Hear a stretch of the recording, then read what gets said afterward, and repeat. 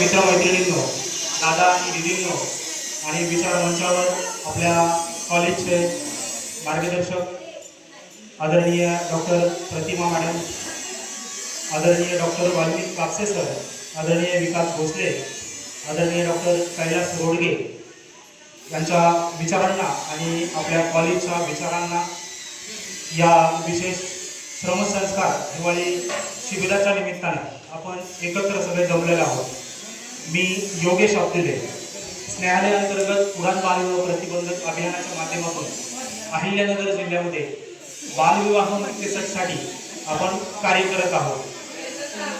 आता तुम्हाला सगळ्यांना बालविवाहाविषयी ऐकल्यानंतर असं लक्षात आलं असेल किंवा तुमच्या मनातली एक धारणा असेल की आता बालविवाह काही राहिले नाहीये. पूर्वी बालविवाह होत असतील, पण आता बालविवाहाची गंभीरता किंवा बालविवाह हा विषयच आपल्या गावात, आपल्या शहरात, आपल्या जिल्ह्यात किंवा महाराष्ट्र आणि देशभरामध्ये हा बालविवाह राहिला नसेल. 18व्या शतकामध्ये किंवा पूर्वी पिढी जात असलेल्या रूढी परंपरेमध्ये बालविवाह होत असेल. आता तो काही बालविवाह राहिला नाही. पण मित्रांनो, दादा आणि दीदींनो, बालविवाह हा मूळ समस्या आणखीनही आपल्या देशातून, आपल्या राज्यातून, आपल्या गावातून आणि आपल्या घरातून खऱ्या अर्थाने आणखीनही हद्दपार झाली नाहीये. आणि बालविवाह नेमका कशामुळे आपल्याला हद्दपार करायचा आहे? बालविवाहाचे नेमके कारण काय आहे? बालविवाह विषय आपल्याला काम आजही का करावं लागतंय? आणि उद्याच्या वैशाली भारताची पालखी आपण आपल्या खांद्यावर घेत असताना, या गंभीर समस्येकडे बघत असताना आपल्याला यावर काम का करावं लागतंय याची आज खऱ्या अर्थानं या शिबिराच्या निमित्तानं आपण एक चिंतन, मनन आणि आपला गाव, आपला समाज सदृढ कसा करता येईल या निमित्तानं आपण आज थोडासा संवाद करणार आहोत. मला आपल्याला असं विचारायचं आहे की बालविवाह नेमका म्हणजे काय? आपल्याला कोणाला सांगता येईल का की बालविवाह म्हणजे नेमकं काय? तुम्ही पूर्वी ऐकलं असेल की गावात, शहरात, माझ्या घरात बालविवाह झाला होता, पण आता बालविवाह नाहीये. पण तुमच्या मनातली कन्सेप्ट, तुमच्या मनातली धारणा याविषयी काय आहे? हा,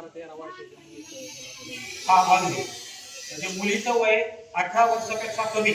आपल्या भारतीय कायद्याने, संविधानामध्ये जे कलम लिहिलेलं आहे त्याच्यामध्ये मुलीचं वय 18 वर्षापेक्षा कमी म्हणजे अगदी 17 वर्ष 11 महिने आणि 29 दिवस जरी असेल तरी आपला भारतीय संविधानाचा, भारतीय कायदा असा सांगतो की मुलीचं लग्न 18 वर्षापेक्षा कमी जर केलं तर तो कायद्यानुसार गुन्हा ठरवला जातो. त्याचप्रमाणे मुलाचं वय कायद्याने बंधनकारक आपल्याला ठरवून दिलेलं आहे की मुलाचं वय 21 असायला हवं.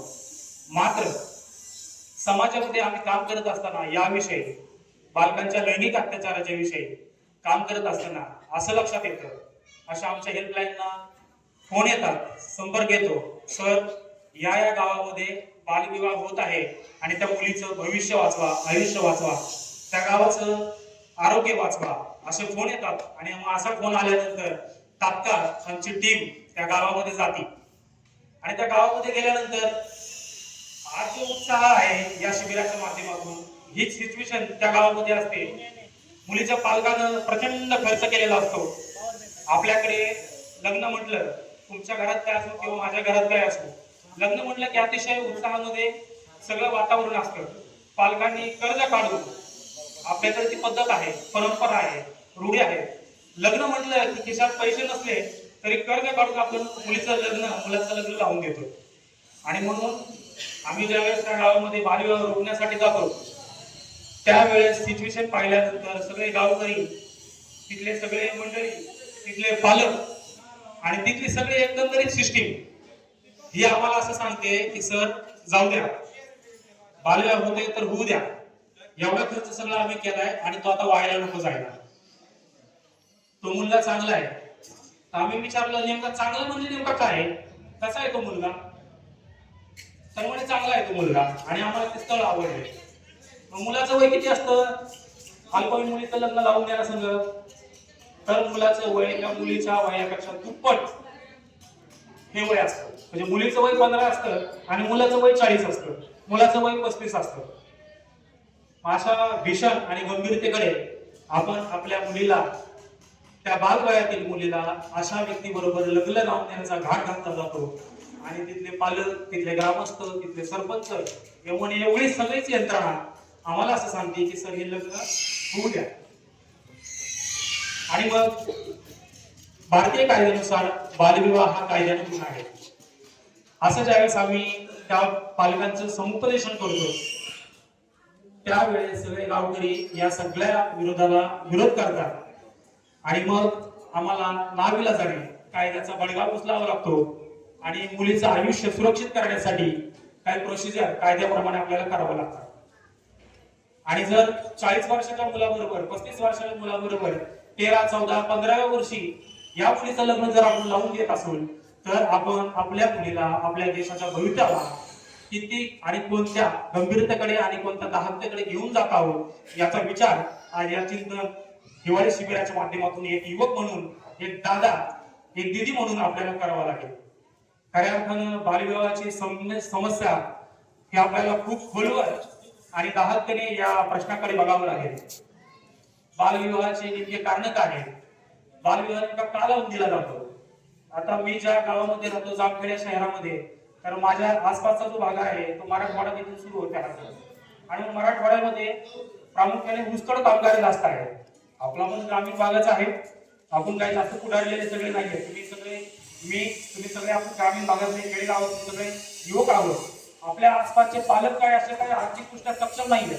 आपण सगळेच काय आर्थिकदृष्ट्या सक्षम नाही आहोत, पण आर्थिकदृष्ट्या सक्षम नाही आहोत म्हणून आपल्या मुलीचा वयाच्या 13व्या वर्षी, 14व्या वर्षी, 15व्या वर्षी फक्त आणि फक्त आपण आपली जबाबदारी झटकायची म्हणून जर तिचा विवाह बालवयात लावून देत असेल तर हे खूप गंभीर आहे मित्रांनो. आणि नुसतं गंभीरच नाहीये तर आपण त्या मुलीच्या शारीरिक अवस्था नेमकी काय होणार आहे, बालवयामध्ये आपण तिचा विवाह लावून दिल्यामुळे खूप सारे शारीरिक गंभीर प्रश्न निर्माण होतात, मानसिक प्रश्न निर्माण होतात आणि समाजाचं आरोग्य, समाजाची आर्थिक परिस्थिती, समाजाच्या खऱ्या अर्थानं हे सगळं जे ढवळाढवळ आहे हे ढवळून निघतं. आणि म्हणून या प्रश्नाकडे आपल्याला गांभीर्याने बघावं लागेल. गावातून प्रश्न निर्माण होतो की बालविवाह आज आहे आणि तो थांबू नका. मग आम्ही मुलाचं काउन्सिलिंग करतो, त्या मुलीचं काउन्सिलिंग करतो. पोलीस येतात तिथे, पोलिसांना आल्यानंतर पोलीस त्यांच्या पद्धतीने कारवाईचा मार्ग उचलतात आणि मग ते लग्न आपण तिथं थांबवलं जातं.